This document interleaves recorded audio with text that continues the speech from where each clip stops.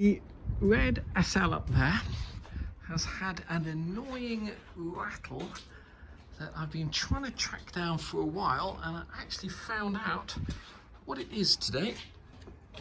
It is, would you believe,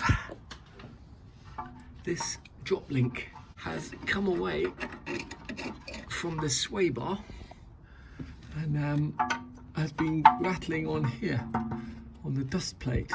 So what we're going to do is we're going to have a go at taking off the sway bar here. I don't know how long it's been since these bolts came out, but we should have fun doing that. We're going to replace the bushes, which are up here, and we're also going to replace these two drop links while we're at it, and we'll jack the back end of the car up, and we'll need to do that to replace the drop links, and have a little look at the rear suspension and decide whether or not we're actually going to bother refurbishing all of that. Going to see if we can disconnect this nut here. We'll give it a little blast with some penetrating fluid to start off with and see if we can get a breaker bar on there, but it's all very tight around here, and I'm not sure how we're going to get on with that. To get the rear sway bar off and change the drop links, we're going to have to jack the car up. And before you jack the car up, my advice would be to make sure that you can crack these bolts. To do that while the car's still on the ground, and we're going to use a big long breaker bar to do that. And then once we've just ascertained that we can crack those bolts, we need to decide where to jack the car up at the rear. Now this here is the jacking point for the jack that comes with the car, and anybody who's owned one of these cars for a while, especially one of the older ones, will know that these jacking points here can be completely rusted out.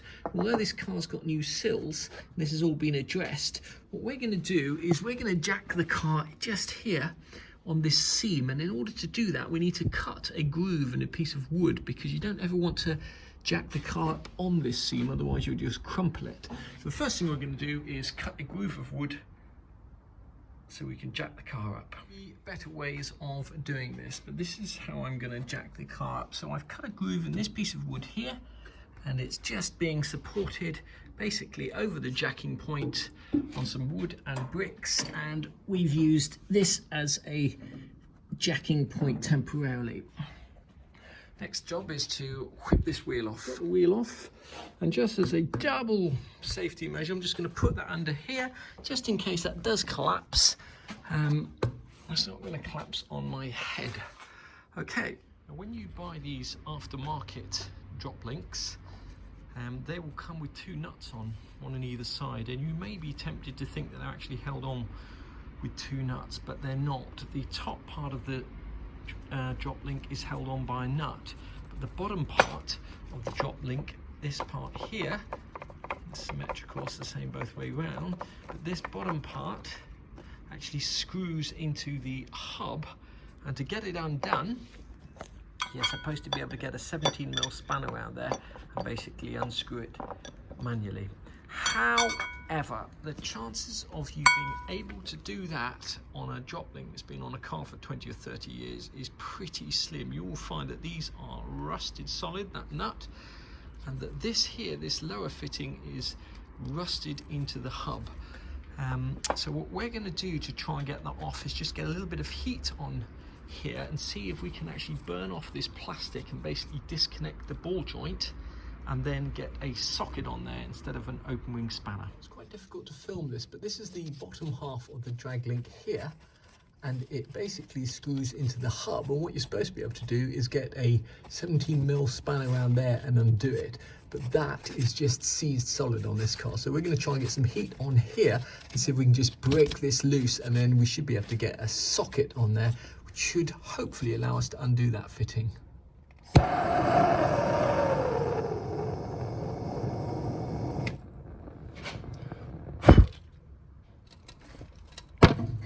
There you go.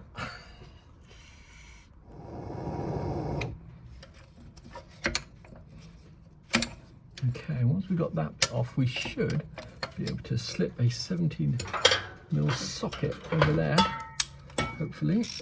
Long reach socket, or a deep socket, to get over on that ball joint. It's likely to be pretty rusted, so we've got a long extension on there and a long breaker bar to get that loose.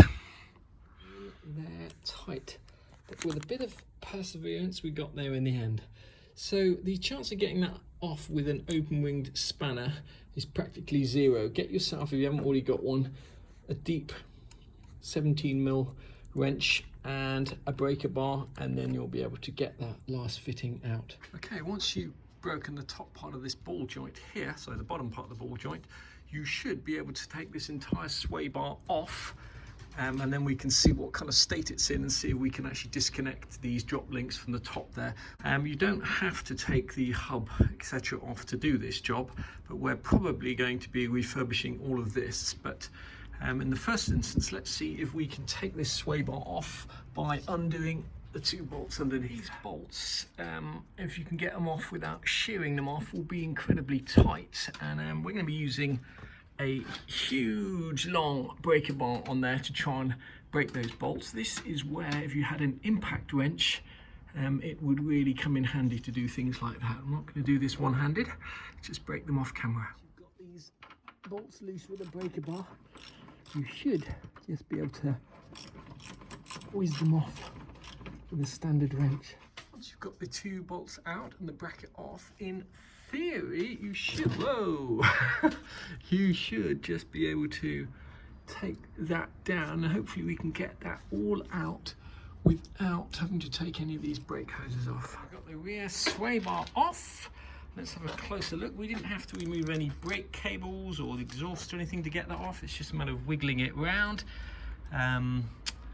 Yeah, this is in a pretty rusty state. Let's just have a better look at it. You can see why it's almost impossible to get these fittings off, because they're so rusted on solidly, and you've got this dust cover here as well, which is supposed to protect the ball joint. But to get a socket around these really rusted fittings can be nigh impossible.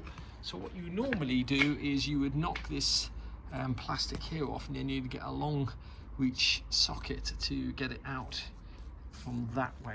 You can also see, if you take a closer look at that ball joint there, that the rubber has split, so it's a good job we're changing this end of this ball joint off. I'm just going to blast it with some penetrating oil, hold the underneath with an open spanner. I'm just clamping that spanner off. We've only got one set of hands, and then we're going to get a breaker bar on that and see if we can get that off.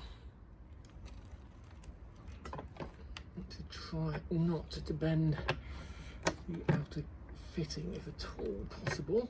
Okay, we've used the breaker bar to break that limits on tight. You might do that off camera.